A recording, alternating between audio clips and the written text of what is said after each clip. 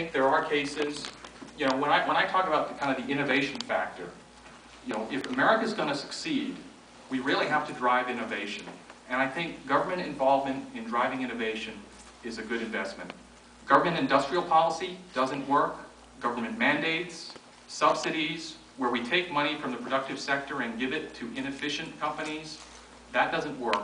But I think government involvement in driving, I would say, pre-competitive research is a useful investment. I'll give you an example. You know, we've got premier institutions like UT. If we can support them and help them drive our innovation forward, create that environment so that Austin can be that mecca for high technology, whether it's biotechnology, whether it's the semiconductor industry, whether it's some of the energy-related industries. Those are things that I think are a useful investment that government can do. But at the end, it goes back to private sector investment. They're the ones who are driven by the productive decisions. You know, when a venture capitalist in the private sector makes a decision, it's not who's their buddy or, you know, who gave them, you know, which lobbyist gave enough money to get on the inside track.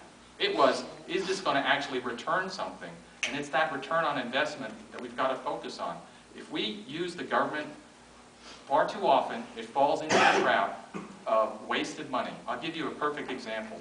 Stimulus money that was spent. Wind energy sounds great, right? We all love wind energy. They spent $3 billion on a wind energy project in Arizona, and they found out 80% of that money went to China, so we were spending money. We were borrowing money from China, sending it back to China, buying their products.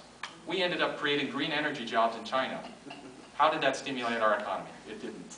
So we got to get away from those kinds of mistaken policies, but we can get back to the government, again, helping and driving our research and development forward. So would you be in favor of infrastructure investment that creates jobs in America? It depends on, if you're talking about transportation infrastructure, yes. If you're talking about trying to subsidize different industries, I'm saying no. I mean, it depends on the case here, but again, where government plays a role, it's not in trying to make decisions that the private sector should be making. It's not, you know, the market is what's going to be driving the productive activity. Our jobs are created by small businesses making decisions and investments to serve customers and creating economic value.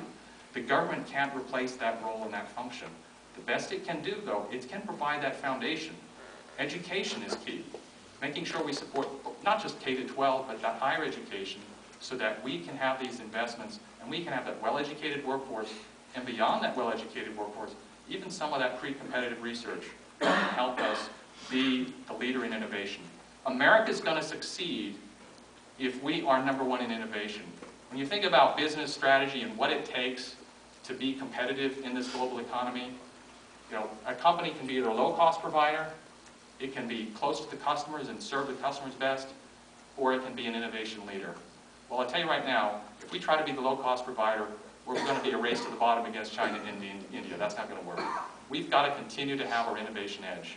And so I go back to that's where government resources should be focused, to help us maintain that innovation edge and lead the rest of the private sector where they can do their job and go back to the job of creating the value in the economic sphere. Yeah. Lately, the legislature's been talking about setting generation guidelines for electric companies in terms of what their generation mix should be.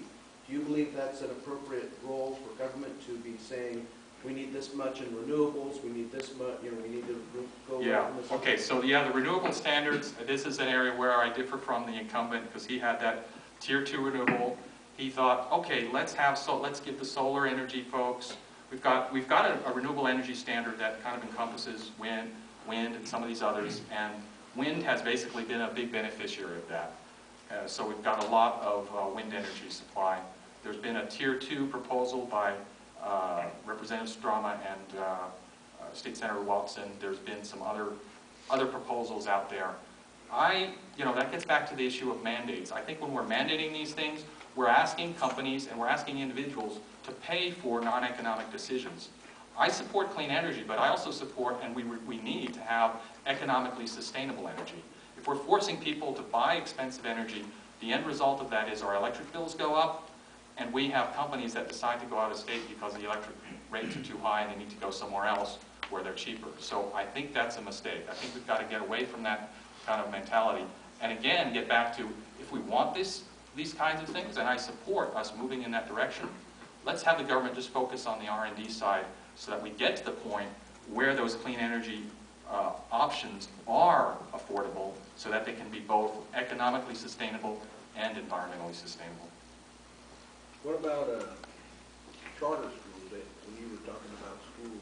I do support charter schools, and in fact, charter schools are public schools, right? So they're part of the system. They're treated a bit differently. They don't get the same level of funding as schools in the ISDs. But I support ending the charter school cap. There's kind of an artificial cap. I think it's like 215 charters. We should eliminate that. We don't need to do that. We need to hold charter schools accountable, just like we need to hold the other schools accountable for their spending decisions, learning results. But we should eliminate those caps. We've got tens of thousands of kids on waiting lists for charter schools. And I have a personal example.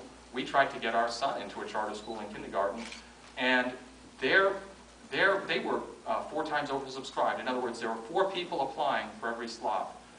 Charter schools are saving a lot of kids in the state of Texas from inferior educational results. It's part of what we need to do to have the right kind of school choice for kids and the environment that helps them.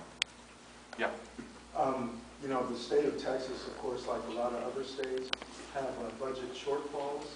And so it's my understanding, as far as the healthcare law, is that with a lot of states, it's affecting, I guess it's Medicare or, reimbursements or whatever it is.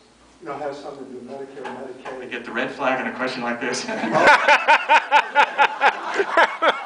Just quick, okay, I'll make it very quick.